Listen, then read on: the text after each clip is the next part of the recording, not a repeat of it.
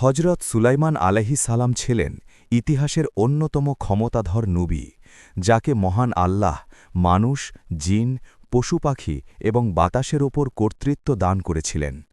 একদিন তার হৃদয়ে এক মহান ইচ্ছা জাগল। তিনি ভাবলেন, আল্লাহর অগণিত সৃষ্টিকে তো আল্লাহ একাই খাওয়ান, আমি যদি অন্তত একদিনের জন্য তার সব সৃষ্টিকে পেট ভরে খাওয়াতে পারতাম।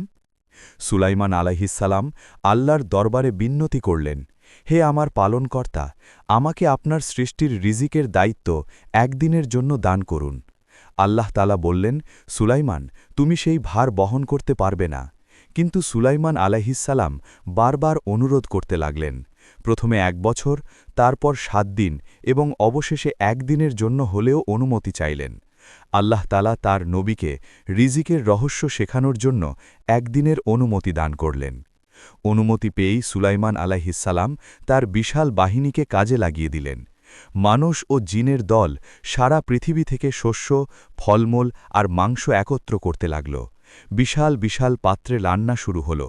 বাতাসকে নির্দেশ দেওয়া হল যেন সে অতি ধীর গতিতে বয়, যাতে খাবারের সুঘ্রাণ বজায় থাকে আর খাবার নষ্ট না হয়। সমুদ্রের তীরে মাইলের পর মাইল জুড়ে দস্তরখানা বিছানো হল। বলা হয় সেই দস্তরখানার এক প্রান্ত থেকে অন্য প্রান্তে যেতে কয়েক মাস সময় লাগত। পাহাড়সম খাবারের স্তূপ দেখে মনে হচ্ছিল, আজ বুঝি পৃথিবীর কেউ আর ক্ষুধার্ত থাকবে না। আয়োজন শেষ হলে আল্লাহ তাআলা জিজ্ঞেস করলেন, হে সুলাইমান, মেহমানদারি কাকে দিয়ে শুরু করবে? সুলাইমান আলাইহিসসালাম বললেন, হে আল্লাহ, আমি সমুদ্রের প্রাণীদের দিয়ে শুরু করতে চাই। তখন আল্লাহর হুকুমে বিশাল এক মাছ সমুদ্রের পানি চিরে মাথা তুলল। সে তীরে এসে একে একে সব পাত্রের খাবার সাবার করতে শুরু করল। চোখের পলকে পাহাড় সম খাবারের স্তূপ আর মাইলের পর মাইল দীর্ঘ সেই দস্তরখানা পুরোপুরি ফাঁকা হয়ে গেল। কিন্তু বিস্ময়ের তখনও বাকি ছিল। মাছটি মুখ তুলে আর্তনাদ করে বলল, হে সুলাইমান, আমি বড় ক্ষুধার্ত, আমাকে আরও খাবার দিন। সুলাইমান আলাইহিসসালাম হতবাক হয়ে বললেন, তুমি একা এত খাবার খেয়েও তৃপ্ত হওনি?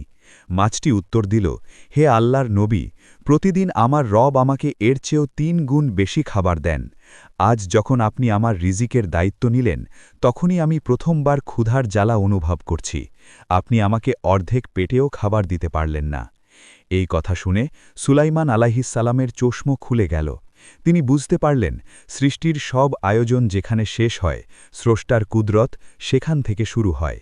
তিনি সাথে সাথে সিজদায় লুটিয়ে পড়লেন এবং বললেন, পবিত্র তুমি হে মহান রব, তুমি একমাত্র রিজিকদাতা এবং পালনকর্তা। কোনো সৃষ্টির পক্ষে অন্য সৃষ্টির রিজিকের দায়িত্ব নেওয়া সম্ভব নয়। গল্পের শিক্ষা, একমাত্র রিজিকদাতা, মানুষ কেবল উসিলা মাত্র, কিন্তু রিজিক আসে আকাশ থেকে, আল্লাহর পক্ষ থেকে। আল্লাহর উপর ভরসা, দুনিয়ার সব আয়োজন মিলেও আমাদের একবেলা খাবারের নিশ্চয়তা দিতে পারে না যদি না আল্লাহ তা কবুল করেন। বিনয়, নিজের সামর্থ্য নিয়ে কখনো দম্ভ করা উচিত নয়, কারণ আল্লাহর সৃষ্টির সংখ্যার তুলনায় আমাদের আয়োজন অতি তুচ্ছ।